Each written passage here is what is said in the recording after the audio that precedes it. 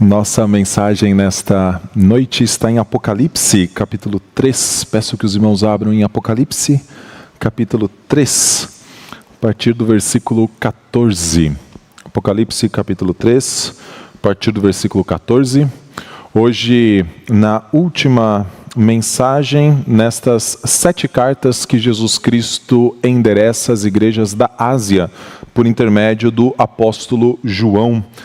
Então, Apocalipse capítulo 3, a partir do versículo 14, é a última mensagem na série em que nós estamos vendo como nós podemos triunfar sobre aspectos caídos que estão presentes ainda em nossa vida enquanto aguardamos nossa restauração completa por causa da vitória de Cristo sobre os seus inimigos e especialmente sobre a morte. Nós já vimos como podemos vencer, por exemplo, a imoralidade, vencer a falta de testemunho, vencer então uma condição de apatia espiritual e até mesmo aqueles aspectos que estão fora de nós, como a perseguição. Para nós, até mesmo a perseguição não é sinônimo de derrota, mas pode ser sinônimo de vitória, se nós estamos firmados em Cristo Jesus. Agora, olhando para este texto, nós vamos ver que é possível que vençamos o orgulho. E curiosamente, João deixa o orgulho como um dos últimos temas de suas 7 cartas a essas igrejas aqui da Ásia, porque, na verdade, o princípio de todos os aspectos caídos é realmente o orgulho. Então, João vai nos mostrar que é possível que nós vençamos o orgulho por meio de uma dependência total de Cristo Jesus. E esta é a mensagem que eu gostaria que nós extraíssemos desse texto nessa noite. Depender de Cristo Jesus nos ajuda a vencer. Acompanhe a leitura que está a partir do versículo 14. Ao anjo da igreja em Laodiceia escreva: estas coisas diz o Amém, a testemunha fiel e verdadeira, o princípio da criação de Deus. Conheço as obras que você realiza, que você não é nem frio nem quente. Quem dera que você fosse frio ou quente. Assim, porque você é morno, e não é nem quente nem frio, estou a ponto de vomitá-lo da minha boca. Você diz, sou rico, estou bem de vida e não preciso de nada, mas você não sabe que é infeliz, sim, miserável, pobre, cego e nu. Aconselho que você compre de mim ouro refinado pelo fogo, para que você seja de fato rico. Compre vestes brancas para se vestir, a fim de que a vergonha de sua nudez não fique evidente, e colírio para ungir os olhos, a fim de que você possa ver. Eu repreendo e disciplino a quem amo. Portanto, seja zeloso e arrependa-se. Eis que estou à porta e bato. Se alguém ouvir a minha voz e abrir a porta, entrarei em sua casa e cearei com ele, e ele comigo. Ao vencedor, darei o direito de sentar-se comigo no meu trono, assim como também eu venci e me sentei com o meu Pai no seu trono. Quem tem ouvidos, ouça o que o Espírito diz às igrejas. Vamos orar? Senhor Deus, mais uma vez nós nos aproximamos da Tua Palavra com corações gratos, porque temos livre acesso a ela. Que privilégio é para nós vivermos num tempo em que a Tua Palavra está completamente registrada e tão acessível a nós. Como um convite aberto, o Senhor nos chama diariamente a nos aproximarmos de Ti. E uma das melhores formas, certamente, é ouvindo a Tua voz. Neste momento, ó Pai, que nos aproximamos mais uma vez da Tua Palavra, a nossa oração é para que o Senhor nos santifique. Abra os nossos olhos, ó Pai, e nos ajude a nos revestirmos mais de Cristo Jesus, para que, despindo-nos das obras das trevas, nos pareçamos mais com o Teu Filho amado. No nome de quem nós oramos. Amém. Meus irmãos, como nós temos lidado com os recursos de nossa vida? Como nós poderíamos contabilizar depois de despender algum tempo, despender algum dinheiro em diversas coisas que o mundo nos dá? As empresas geralmente, de uma maneira bastante simplificada, quando pensam nos recursos que colocam em uma determinada operação, costumam dizer que ele pode ser um gasto, que ele pode ser um investimento ou às vezes até mesmo uma perda.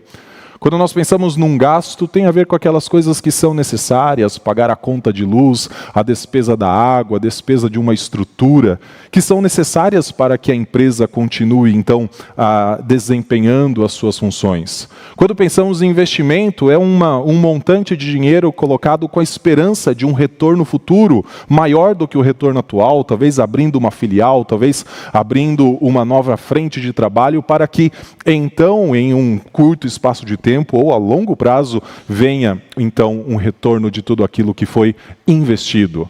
Mas tem também aquilo que é perda, aquilo que talvez não foi bem calculado e acabou, então, gerando simplesmente prejuízo, ou coisas que simplesmente se deterioraram e que talvez não desempenharam adequadamente o seu papel. Como nós poderíamos contabilizar o tempo que nós investimos em nossa vida em diversas frentes com as quais nós nos relacionamos? O dinheiro que nós despendemos com as coisas que compramos? Nós conseguiríamos colocar tudo como gasto, partir algumas coisas como investimento, ou muitas delas são simplesmente perda? Como nós nos relacionamos com os recursos que estão à nossa disposição? E eu falo especialmente de dois: dinheiro e tempo, porque talvez sejam duas coisas muito próprias de pessoas que vivem numa cidade como São Paulo, marcadas por uma rotina intensa de trabalho e simplesmente também por um ambiente que exige muito de nossa atenção e especialmente do tempo de nossa vida. Como nós poderíamos contabilizar ao final do dia o tempo que nós dedicamos às diversas frentes com as quais nós nos relacionamos? Jesus Cristo faz uma análise da igreja de Laodiceia e ele poderia dizer que no final, tudo aquilo que a igreja de Laodiceia estava despendendo em seus recursos, utilizando os seus recursos, poderia ser classificado como perda.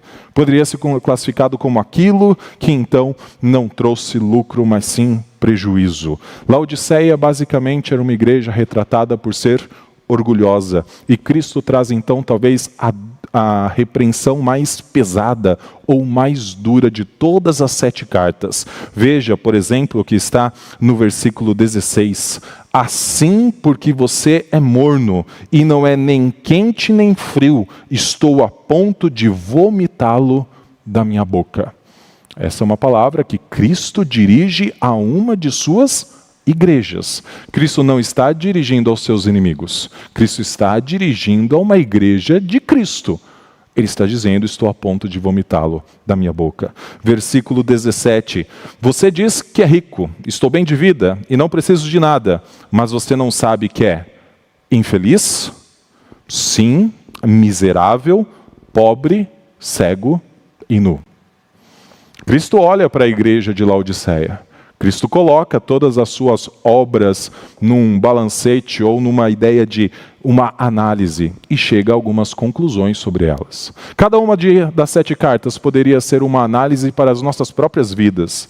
Talvez nós nos pareçamos mais com as conclusões referentes à igreja de Éfeso, como talvez uma falta de testemunho em nossa vida. Talvez a conclusão, a análise que o Senhor faça de nossa vida e à luz da sua palavra, nós nos aproximamos para que o nosso coração seja exposto, seja mais parecido com a igreja de Sardes, uma igreja que parecia viva, mas que estava morta. Às vezes, pela graça do Senhor, poderia ser como uma igreja de Esmirna, aos olhos do mundo uma igreja fraca, mas aos olhos de Cristo uma igreja viva, verdadeira e comprometida com Ele. Sempre que nos aproximamos dessas cartas, o Senhor nos chama para próximo dEle, analisarmos a nossa vida, compararmos aquilo que nós estamos olhando, ou compararmos aquilo que nós estamos fazendo, e então julgarmos à luz da palavra se estamos de acordo com aquilo que o Senhor espera de nós. Para a igreja de Laodiceia, inicialmente Cristo fez uma análise bastante negativa dessa igreja, uma análise que mostra que essa igreja estava dependendo de si mesma, ao invés de depender de Cristo. Veja o versículo 15. Cristo fala: conheço as obras que você realiza, que você não é nem frio nem quente. Quem dera você fosse frio ou quente. A metáfora que Jesus Cristo usa aqui é da água, em uma determinada temperatura, que poderia ser frio, quente ou morno. Só que não é uma ideia de gradação, como se fosse assim, frio é ruim, morno é um pouquinho melhor, quente então é o ideal. Ou então para que chegássemos àquilo que nós gostamos no inverno, uma água bem quentinha é melhor do que uma água bem gelada. Não é isso que Cristo está dizendo. Cristo está usando uma metáfora que é, aquilo que está no meio não é o adequado. Seria muito bom que você fosse fria, quem dera você fosse fria, ou quem dera você fosse quente, mas o estado em que está, não está bom. Talvez para entendermos essa metáfora, precisamos lembrar um pouco do que era a geografia do mundo da Ásia Menor. Essa igreja de Laodiceia, ela estava entre duas grandes cidades, a cidade de Hierápolis e a cidade de Colossos. Laodiceia estava bem no meio.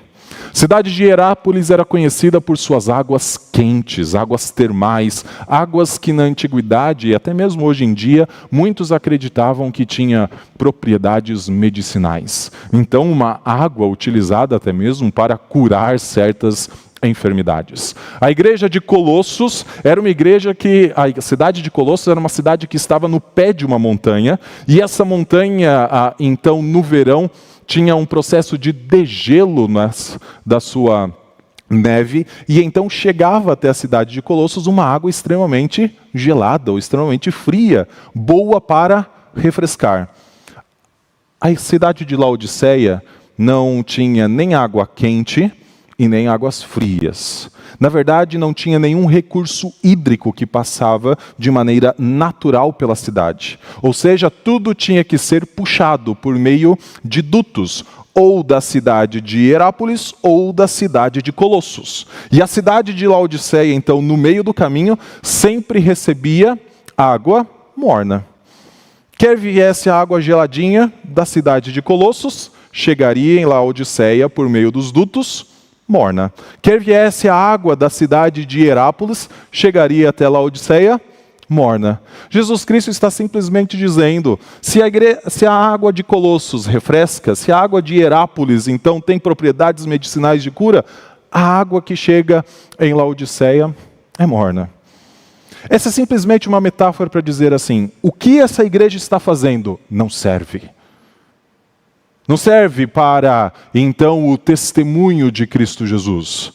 Os seus atos não são nem para a cura, nem para refrescar a vida das pessoas. Os seus atos são simplesmente como uma água morna, que precisa talvez ser tratada por um tempo, para que então venha a ser utilizada para algum benefício. Porque Cristo fala, quem dera fosse fria, quem dera fosse quente. Ele está usando algo que é próprio daquele tempo para dizer assim, não é nenhum dos dois. E se não é nenhum dos dois, não serve. Por que a igreja de Laodiceia chegou a este ponto de não servir? Porque provavelmente essa é uma daquelas igrejas que em um determinado momento, sofrendo pressão do Império Romano, decidiu se colocar à mesa com o imperador. Não que estivesse na presença de César, mas estava na presença de seus ídolos, e então comendo carne sacrificada aos ídolos, praticando então banquetes que terminavam em orgias sexuais, simplesmente para não perder o direito de comercializar, simplesmente para não perder o direito de desenvolver suas atividades econômicas. Lembra da igreja de Esmirna, uma igreja que a luz do mundo era pobre, mas a luz de Cristo era rica. Até mesmo tendo entre seus membros pessoas que foram decapitadas por causa do Evangelho. A igreja de Laodiceia era rica aos olhos do mundo, mas como o próprio Cristo fala, pobre, cega e nua. Porque tinha perdido a relevância do seu testemunho. Ao invés de falar que servia exclusivamente ao Rei dos Reis e Senhor dos Senhores, que se colocava exclusivamente em adoração a Cristo Jesus, estava hora ou outra misturando as coisas. E então, se já tinha perdido completamente a sua relevância perante o mundo, Cristo está dizendo, estou a ponto de vomitá-la. É claro, para nós parece muito pesado o que Jesus Cristo fala, porque traz uma ideia de nojo, de náusea, traz uma ideia de algo mais repugnante. Mas não é muito distante do que ele falou para a igreja de Éfeso. Éfeso tinha abandonado o seu primeiro amor, tinha abandonado a falta de testemunho também. E Cristo estava dizendo: se não se arrepender, eis que eu removerei o seu candeeiro. Eis que Éfeso deixaria de ser uma luz que brilha perante o mundo. O que Cristo está dizendo para a igreja de Laodiceia é: não é nem fria nem morna, nem quente. Suas ações são inúteis, porque mesclou as coisas que são próprias de Cristo com coisas que são do mundo. Perdeu a sua relevância, perdeu o seu caráter de testemunha. Eu estou a ponto de vomitá-la. Essas são palavras duras de Cristo, para mostrar o quanto que o orgulho é extremamente prejudicial. E esta igreja possivelmente desenvolvia este sentimento de arrogância por conta daquilo que a sua própria cidade em que estava vivia. A cidade de Laodiceia era uma cidade muito rica. Era uma cidade que, naquele tempo, foi reconhecida por uma escola de medicina que desenvolveu um colírio muito bom no mundo antigo. Era uma cidade que comercializava peles para a vestimenta das pessoas, e certamente isso era de grande interesse no mundo do Império Romano.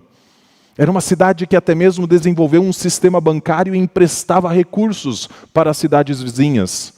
A cidade de Laodiceia era uma cidade rica, a ponto de, no ano 61, como tem o registro de um historiador romano chamado Tácito, num grande terremoto que a cidade foi praticamente devastada, a cidade se negar a obter ajuda de Roma e falar que reconstruiria tudo o que precisava com seus próprios recursos. O que nós temos na igreja de Laodiceia? Um espelho da cidade em que ela estava inserida. Uma cidade que possivelmente estava interessada somente em coisas que são passageiras, como comercializar, como viver o seu dia a dia, como então desfrutar de prazeres, a ponto de publicamente negar o seu Senhor ao participar dos rituais romanos, do famoso culto imperial. Uma cidade que estava, uma igreja que estava investindo muito mal. Poderia até mesmo ter membros ricos, poderia ser uma igreja cheia de recursos, mas a avaliação do Senhor é que era uma igreja espiritualmente pobre. Com base nisso, eu queria trazer a primeira aplicação para nós nessa noite. E a aplicação tem a ver com algo que de vez em quando eu me pego fazendo, que é listas. Não sei se você já fez listas daquilo que você tem que fazer, tem que comprar e assim por diante. Gostaria de você fazer uma lista a respeito de, num final de um dia qualquer que você viver nessa semana, você elencar tudo aquilo que você fez.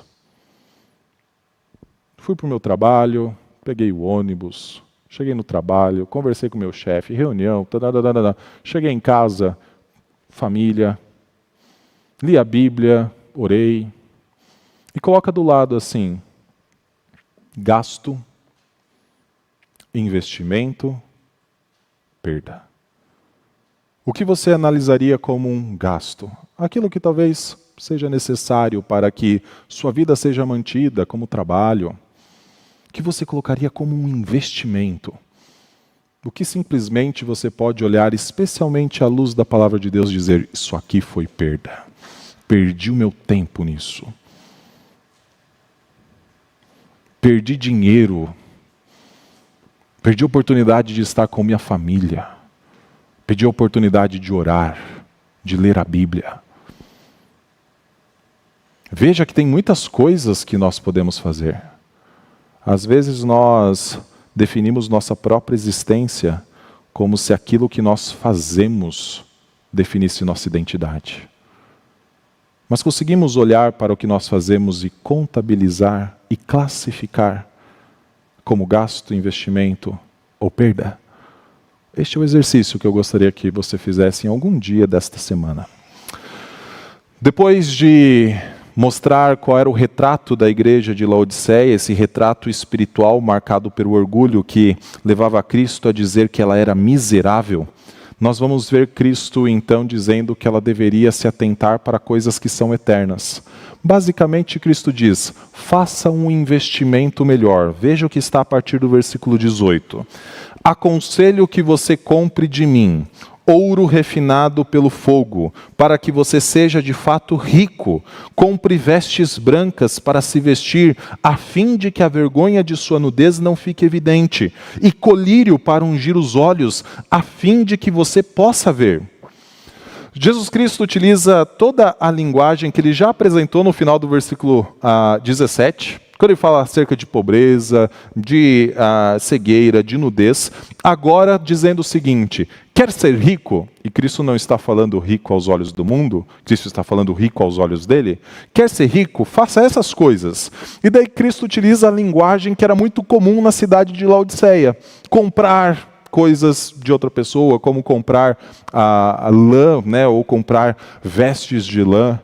Comprar colírio, como o colírio que a cidade era famosíssima por produzir. Cristo utiliza a linguagem do dia a dia para dizer o seguinte: existem coisas melhores para serem adquiridas na sua vida. Só que a fonte não está em Laodiceia, na cidade. A fonte não está nesse mundo. A fonte para se obter essas coisas está no próprio Cristo. Ele fala: aconselho que você compre de mim.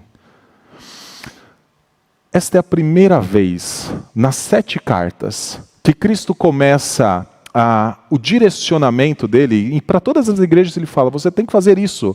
Mas é a primeira vez que Cristo fala assim: eu aconselho. Geralmente Cristo já começa dizendo assim: arrependa-se, volte, lembra-te, já começa com a ordem. Cristo começa dizendo: eu aconselho que você faça alguma coisa. Talvez essa seja uma boa estratégia para nós lidarmos com aquelas pessoas que geralmente demonstram um certo orgulho no coração. Lá no Salmo 2, depois dos reis se rebelarem na terra contra o Senhor e contra o seu Messias, é dito que eles então dizem: nós vamos romper as cadeias, nós vamos viver a vida como nós queremos. Termina o Salmo dizendo assim: agora, ó reis, sejam prudentes, deixem-se advertir, juízes da terra. E então a ordem: sirvam ao Senhor. Cristo começa a falar com a igreja de Laodiceia, marcada por orgulho, dizendo: deixa eu te aconselhar, existe algo melhor, existe um caminho muito mais proveitoso, um investimento que dá um retorno muito maior do que aquilo que você está obtendo nesse mundo. Aconselho que você compre de mim. O que ele vai dizer? Ele apresenta algumas coisas. Primeiro, que essa igreja deveria então comprar ouro refinado pelo fogo. A ideia de ouro passando pelo fogo nas Escrituras geralmente aponta para a ideia de santidade, ou então de uma fé que foi trabalhada, uma fé que é mais robusta. Pedro usa isso na primeira carta, no capítulo 1, quando diz que a nossa fé passa muitas vezes por sofrimentos e provações, para que ela então se torne mais pura, para que ela se torne então mais forte, mais fortalecida. A ideia aqui é a ideia de santidade. Primeira coisa que Cristo fala é: compre de mim santidade. O mundo não tem como oferecer isso. Depois Cristo vai dizer assim: compre vestes brancas para se vestir, a fim de que a vergonha de sua nudez não fique evidente. Sempre que aparece vestes na Bíblia, e talvez especialmente no livro de Apocalipse, é um ponto de atenção. No livro de Apocalipse, tudo aquilo que tem a ver com o reino inimigo geralmente está com vestes de escarlate ou até mesmo de púrpura. Cristo é aquele que se apresenta com vestes resplandecentes e brancas. O que Cristo está dizendo é: compre vestes como as minhas. Vista-se como eu visto. A linguagem aqui é completamente veterotestamentária. Aparece diversas vezes no Antigo Testamento, quando Jerusalém, Judá ou Israel se envolviam com idolatria, o Senhor diz: a nudez de vocês está exposta perante as nações. Porque basicamente vocês estão nuas como as nações estão. O seu povo no Antigo Testamento, sempre que foi atrás de Baal, sempre que foi atrás dos deuses que os cananeus tinham a oferecer, se assemelhavam a tal ponto às nações, que o Senhor fala: a nudez de vocês está exposta. O que o Senhor está chamando Laodiceia a fazer é: abandone o culto imperial. compre de mim vestes brancas e resplandecentes. Abandone a idolatria. Identifique-se com o próprio Cristo. E depois ele utiliza o seguinte: e colírio para ungir os olhos, a fim de que você possa ver. Certamente Cristo não é um vendedor de colírio. Isso aqui é uma linguagem simbólica. Cristo não vende essas coisas como alguém que mercadeja aqui no meio do Largo da Lapa. Cristo é alguém que está dizendo o seguinte: já que tem o colírio aí na igreja de Laodiceia, na cidade de Laodiceia, que ajuda a ver um pouquinho melhor, compre um colírio que dá para ver coisas que são maiores, coisas que são mais especiais, coisas que aquilo que simplesmente os nossos olhos físicos não enxergam. Em Hebreus capítulo 11, versículo 1, nós lembramos que a fé é a esperança das coisas que nós não enxergamos. A convicção de fatos que nós ainda não vemos. Cristo está dizendo o seguinte: aproxime-se de mim. E apesar dele usar a linguagem compre, certamente a gente não tem o que oferecer para obter cada uma dessas coisas. Mas ele dá gratuitamente, como nós vimos em Isaías capítulo 55, quando ele fala: venham, compre de mim vinho e leite, sem dinheiro e sem preço. É isso que ele está nos mostrando. É possível sairmos de uma condição de orgulho para uma condição em que dependemos completamente de Cristo. Quando olhamos para as riquezas desse mundo, e talvez falemos como o apóstolo Paulo: considero tudo como perda por causa da sublimidade de Cristo Jesus. O Senhor nos chama a nos aproximarmos dele, assim como chamou a igreja de Laodiceia. Trago a segunda aplicação para nós. Depois de fazer a lista, classificar lá como perda, investimento, gasto, coloque do lado aquilo que poderia ser um investimento melhor. O que poderia ter sido, como poderia ter sido melhor utilizado o tempo naquele dia? Especialmente onde aparece assim, perda. O que você poderia ter feito no lugar? Mais do que isso, quando o mundo oferecer um prazer, o mundo oferecer uma vantagem, o mundo oferecer alguma coisa que aos nossos olhos soem muito belas, coloque do lado as promessas de Cristo relacionadas à eternidade. Coloque do lado o fato de um dia não sofrermos mais. Coloque do lado o fato de um dia não chorarmos mais. Coloque do lado o fato de um dia estarmos com Cristo, sendo como Cristo é. Quais são as promessas de novidade que o Senhor tem para as nossas vidas? Invista na sua vida nisso. Cresça em santidade, em leitura da palavra, em oração, em comunhão com os santos. Como poderíamos empregar melhor o nosso tempo, o nosso dinheiro, cada um dos recursos que nós temos? Cristo está dizendo: compre de mim. Nós não vamos chegar com notas, com Pix, com cartão de crédito diante de Cristo Jesus.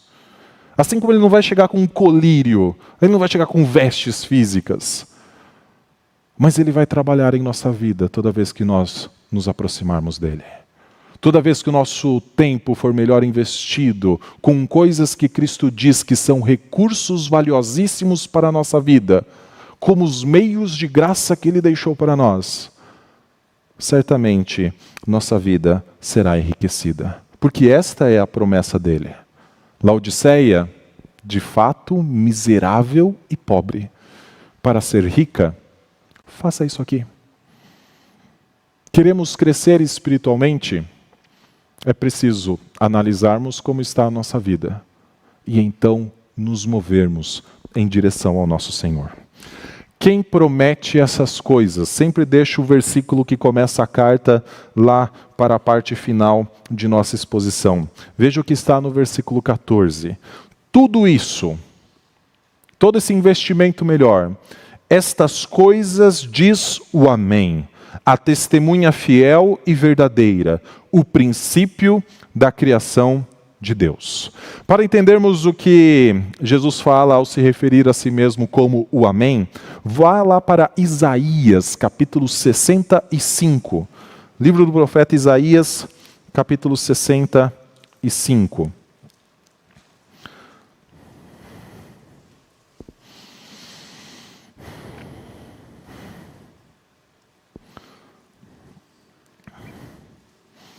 Versículo 16.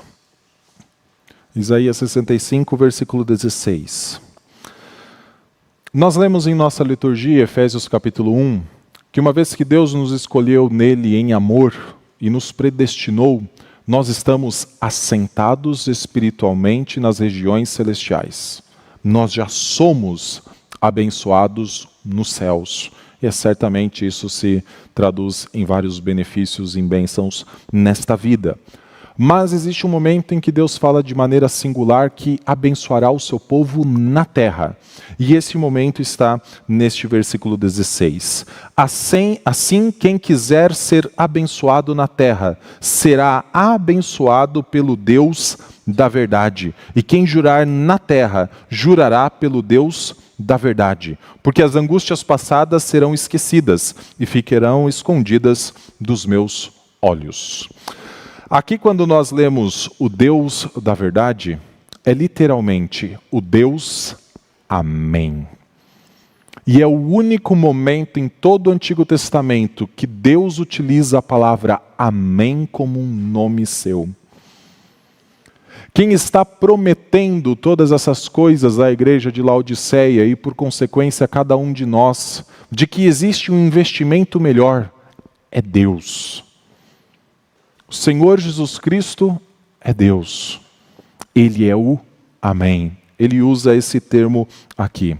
Quando que Ele nos trará o retorno de cada um desses investimentos de nossas horas e de nossos recursos? Ele fala no versículo 17, pois eis que eu crio novos céus e nova terra, e não haverá lembrança das coisas passadas, jamais haverá memórias dela. Aquele que é o Amém, assegura-nos que nossos investimentos podem ser recompensados. Poderíamos falar de galardão, poderíamos falar de recompensas que Ele mesmo produziu em nós. Porque lembre-se, com quanto dinheiro você chegou para comprar colírio de Cristo? Com nenhum. Se existe qualquer retorno sobre esse investimento, o retorno é simplesmente dado pelo próprio Cristo. E Ele fala que Ele abençoará o seu povo nesta terra. Quem diz isso é o Amém. Quem diz isso também, voltando lá para Apocalipse capítulo 3, é a testemunha fiel e o princípio da criação de Deus. Alguns vão utilizar especialmente essa última nomenclatura que Cristo aplica a si mesmo para dizer, então, Ele é a primeira criatura de Deus. Mas longe de pensarmos nisso, Ele é a testemunha de todas as novidades que Ele promete para nós. Porque Ele é o herdeiro inicial de todas as novidades que Ele promete para o seu povo. Ele é aquele que obteve vida, porque foi obediente até a morte e morte de cruz, e então no terceiro dia ressuscitou. É Ele que sabe o que é vida eterna, então compartilha com o seu povo. É Ele o primeiro da nova criação. É Ele as primícias daqueles que dormem. É Ele o primeiro a ressuscitar dentre os mortos. E por isso Ele pode dizer, eis que eu ofereço gratuitamente a vocês todas essas coisas. O que é necessário? Se aproximar dEle. Ele é a testemunha fiel do reino de Deus. Ele é a testemunha fiel da vitória sobre a morte. Ele é a testemunha fiel da vitória sobre principados e potestades. Ele é a testemunha fiel da vitória sobre a tentação. Porque Ele venceu cada uma dessas coisas. E nos assegura que o seu povo pode vencê-las também. É isso que nós vimos ao longo das 6 cartas anteriores. O Senhor diz que nós podemos vencer. E Ele fala, ao vencedor, porque Ele venceu. Cada uma das recompensas que Ele promete são coisas que Ele já desfrutou. É muito melhor se aproximar de alguém que já tem uma experiência prévia do que alguém que é simplesmente um aventureiro. Quantas pessoas não caíram em golpes porque alguém falou assim, ó, isso aqui certamente funciona, mas nem essa pessoa tinha experimentado que esse plano funcionava. Cristo Jesus está dizendo, eis a nova criação. Sou o princípio da nova criação. E estou assegurando a cada um de vocês que essas são as bênçãos da nova criação. Compre de mim, sem dinheiro e sem preço. Gratuitamente acessível ao povo de Deus. Gratuitamente acessível a todo aquele que se arrepende verdadeiramente por causa dele. Quais são as promessas? A partir do versículo 20, nós temos então algumas das promessas que mostram o quanto é bom crescer em santidade, o quanto é bom ter os olhos abertos, o quanto é bom termos nossa vergonha coberta. Versículo 20, eis que estou à porta e bato. Se alguém ouvir a minha voz e abrir a porta, entrarei em sua casa e cearei com ele, e ele comigo. Ao vencedor darei o direito de sentar-se comigo no meu trono, assim como também eu venci e me sentei com meu Pai no seu trono. Quem tem ouvidos, ouça o que o Espírito diz às igrejas. Basicamente, o que Jesus está dizendo é, a promessa é de sermos como Ele. Veja que esse versículo 20 geralmente é utilizado para dizer, alguém que está completamente perdido, se quiser simplesmente pode responder a tudo o que o Senhor falou, abrindo a porta, e Cristo vai entrar, e Cristo vai cear, e Cristo vai viver uma vida com essa pessoa. Mas Cristo está dizendo isso a uma igreja que nesse momento tinha características de morte em sua vida. Uma igreja que Cristo está dizendo, uma igreja pobre. Pode parecer rica aos olhos do mundo, mas espiritualmente está em grandes problemas. Mas ainda assim é uma igreja. Ainda assim é o seu povo. E por isso pode responder. E a resposta que Cristo fala é, abandone a mesa do imperador. Abandone qualquer ceia que o imperador tem a oferecer. Historicamente, Laodiceia não participe mais do culto imperial. Existe uma ceia muito maior. É a ceia na presença do próprio Cristo. Eu entrarei e cearei com essa pessoa. Cearei com esta igreja. Não existe talvez bênção maior nesta vida do que aquela que nós celebramos hoje pela manhã. De nos assentarmos à mesa com Cristo. Ele é o anfitrião da sua ceia. Afinal, é Ele quem oferece os recursos. É Ele quem oferece o banquete. É Ele que oferece qualquer coisa boa nesta vida. Não somos nós que oferecemos uma ceia para Cristo. É Ele que nos recebe com cada dádiva que Ele tem a nos oferecer.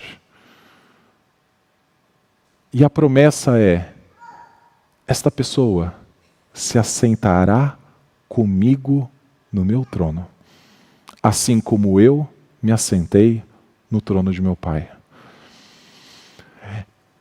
Eu acho bastante desafiador essa promessa para uma igreja marcada por orgulho.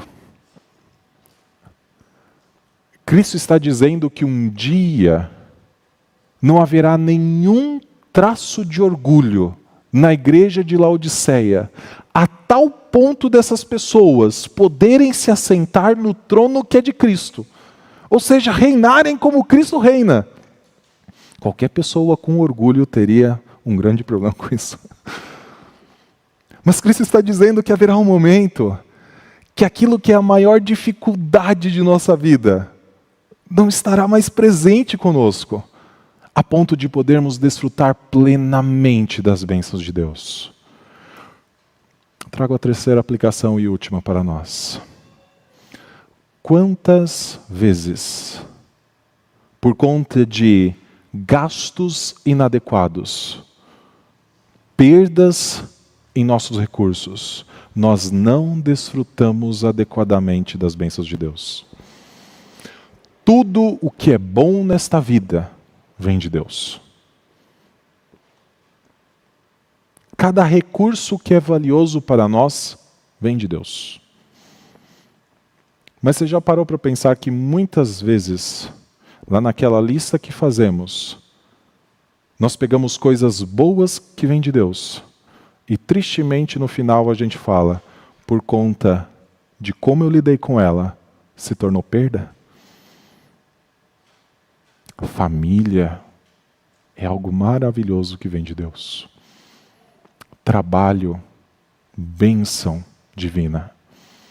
Dinheiro, recurso bom para sobrevivermos, para auxiliarmos pessoas que precisam sobreviver.